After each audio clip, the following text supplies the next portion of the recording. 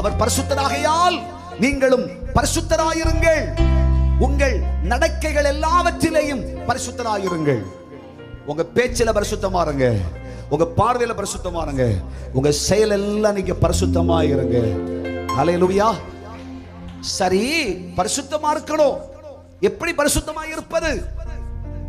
பரிசுத்தமா இருப்பதற்கு என்று என்னை பரிசுத்தப்படுத்தும் ஆண்டவரே, என்னை பரிசுத்தப்படுத்தும் ஆண்டவரே, என்னை பரிசுத்தப்படுத்தும் ஆண்டவரே என்று கர்த்தரிடத்தில் ஜெபிச்சா போதுமா பாஸ்டர்? தேவனுடைய பிள்ளைகளே, என்னை பரிசுத்தப்படுத்தும் என்று ஜெபிப்பதினால் பரிசுத்தம் உண்டாவதில்லை. ஹல்லேலூயா.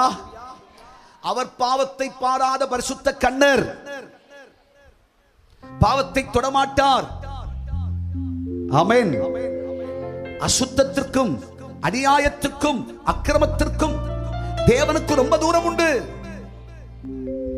தேவனுடைய பிள்ளையே, அவர் பரிசுத்தர், அவர் என்றும் பரிசுத்தர், ஓயாமல் பரிசுத்தர் பரிசுத்தர் என்று போற்றப்படுகிறவர். ஹல்லேலூயா. ஆனா நம்ம என்ன செய்யணும் தெரியுமா?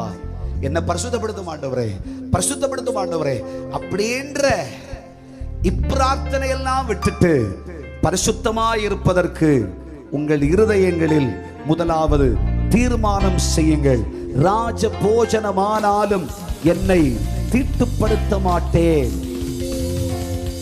அதுதான் சொன்ன.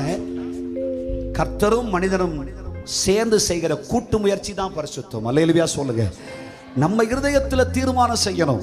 ஆண்டவரே, எந்த காரணத்தை ஒட்டியும் இனிமே இந்த பாவம் செய்ய மாட்டேன், இந்த தீங்கு செய்ய மாட்டேன், இந்த அநியாயத்தை செய்ய மாட்டேன், இந்த பேச்சு பேச மாட்டேன், இனிமே இந்த அவிசுவாசத்தை அறிக்கை செய்ய மாட்டேன், தேவையில்லாத பார்க்க மாட்டேன், செய்ய மாட்டேன்.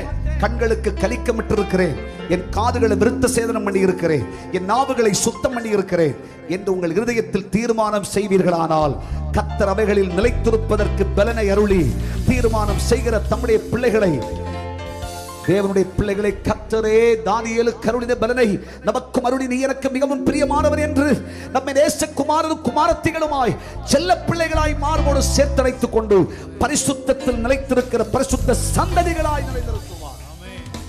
ஆமென். ஹல்லேலூயா.